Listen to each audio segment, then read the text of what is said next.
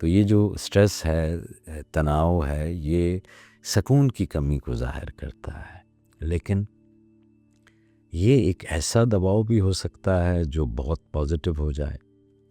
تناؤ دراصل یہ سٹریس ہمیں کسی چیز پر توجہ مرکوز کرنے کے لیے آتے ہیں جن کے اوپر یا تو ہم ان چیزوں کو پینڈنگ کرتے چلے آئے ہیں، اور یہ پھر ہماری جو انرجی ہے اس کو صحیح ڈائریکشن میں ڈالنے پر مجبور کر سکتا ہے کہ ہم جو اپنی توانائیاں ایک غلط سمت میں لگا رہے ہیں، تو جب یہ سٹریس آتا ہے تو وہ ہماری توانائی کو بعض اوقات اس کی ڈائریکشن کو صحیح کر رہا ہوتا ہے۔ تو دباؤ کی شدت بعض اوقات ہماری شخصیت میں مثبت تبدیلیاں بھی لا سکتی ہے۔ تناؤ اکثر ایکسپیکٹیشنز اور کارکردگی کے درمیان جو ہے وہ جب مطابقت نہیں ہوتی، ایک جیسے نہیں ہوتے، تو تب سٹریس جو ہے وہ پیدا ہوتا ہے۔ لیکن جیسے ہی ہم اپنے اس سٹریس کو پہچانتے ہیں، خوف کسی حد تک کم ہو جاتا ہے اور ہم خود کو ایک بہتر مقام کی طرف لے جانے کی کوشش کرتے ہیں۔ تو صاحبو، زندگی کو مزاحمت کے ساتھ نہیں، قبولیت کے ساتھ جئیں۔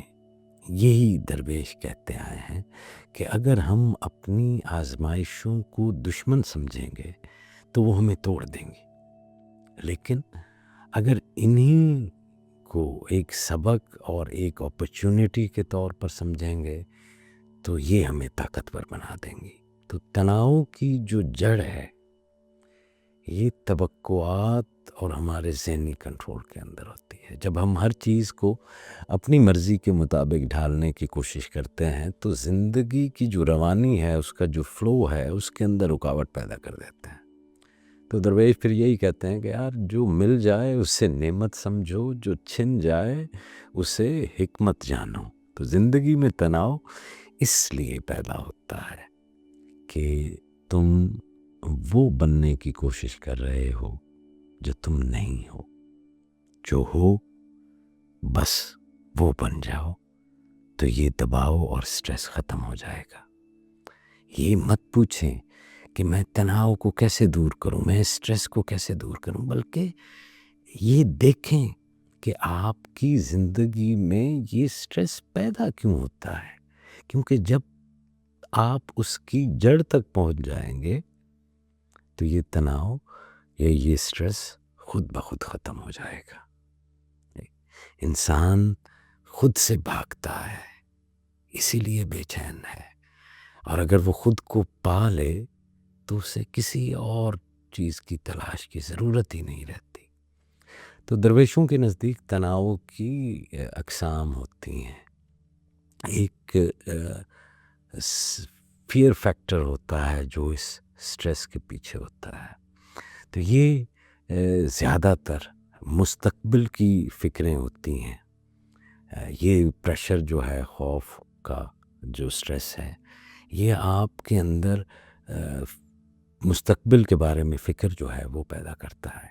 ایسی فکر کہ کہیں میں ناکام نہ ہو جاؤں، کہیں لوگ مجھے رد ہی نہ کر دیں، قبول ہی نہ کریں، یا کہیں میں اپنی خواہشات ہی نہ پوری کر سکوں۔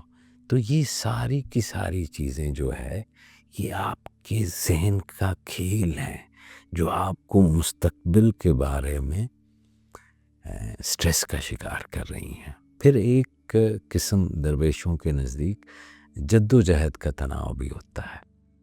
تو یہ اس وقت یہ سٹریس پیدا ہوتا ہے جب آپ زندگی کے بہاؤ کو روکنے کی کوشش کرتے ہو، بالکل اسی طرح جیسے کوئی دریا کے مخالف تیرنے کی ضد کرے، حالانکہ اگر وہ خود کو بہاؤ کے سپرد کر دے تو پانی خود اسے منزل تک پہنچا دیتا ہے۔ پھر ایک اور قسم کا سٹریس ہے جسے آپ ایکسیپٹنس کا سٹریس کر سکتے ہیں۔ یہ ایک پازیٹیو سٹریس ہوتا ہے، ایک مثبت سٹریس ہوتا ہے۔ جیسے جب کوئی فنکار ایک شاہکار تخلیق کرتا ہے، بنا رہا ہوتا ہے، اس کے اندر سے اسی طرح جیسے کوئی ایک ادیب ہے اور وہ کوئی شاہکار لکھ رہا ہے یہ شاعر ہے اور وہ کرنا چاہ رہا ہے، تو وہ اپنے اوپر ایک خاص مخصوص قسم کا دباؤ محسوس کرتا ہے، مگر یہ دباؤ اس کے اندر توانائی کو اس سمت میں لگاتا ہے کہ اس کے اندر تخلیقی قوت، کریٹیوٹی بڑھ جاتی ہے، اور اسی سٹریس کی وجہ سے ہی یہ کریٹیوٹی باہر نکل کر اس شاہکار کی صورت میں سامنے آ جاتی ہے۔ تو صاحبان، ہمارا دل سکون کیوں نہیں پا رہا؟ اس کی دو ہی وجوہات ہو سکتی ہیں۔ یا تو ہم دنیا کو تھامنے کی کوشش کر رہے ہیں، دنیا سے بہت چمٹے ہوئے ہیں، اس پہ قبضہ کرنے کے لیے ہیں، یا ہم اللہ کو بھول چکے ہوتے ہیں۔ قرآن مجید کہتا ہے نا کہ خبردار، دلوں کو سکون صرف اللہ کے ذکر سے ہے، الا بذکر اللہ تطمئن القلوب۔ تو رسول کریم صلی اللہ علیہ وآلہ وسلم نے بھی فرمایا کہ جب تم پر کوئی مشکل آئے تو صبر اور دعا سے مدد مانگو۔ حضرت علی فرماتے ہیں، امام علی کرم اللہ وجہ الکریم، کہ جب تمہیں کوئی پریشانی ہو تو غور کرو کہ یہ تمہاری آزمائش ہے، تمہیں ٹیسٹ کیا جا رہا ہے، یا تمہاری اصلاح ہے، تمہیں ڈائریکٹ کیا جا رہا ہے۔ تو یا یہ ٹیسٹ ہوتا ہے یا پھر یہ ڈائریکشن جو ہے وہ ہوتی ہے۔ جی۔ تو مسئلہ ختم کرنے کی کوشش میں آپ مت رہا کریں، خود کو بدلنے کی جستجو میں رہیں، کیونکہ یہ خود کا بدلاؤ مسئلے کا خود بخود خاتمہ ہے۔ تو تناؤ کی جو اقسام ہیں ان میں دنیاوی تناؤ ہے، یہ وہ تناؤ ہے جو دنیا کی محبت میں مبتلا ہونے سے پیدا ہوتا ہے، مال، شہرت، تعلقات، یہ ساری دباؤ جو ہے یہ ہمیں بے چین کیے رہتا ہے۔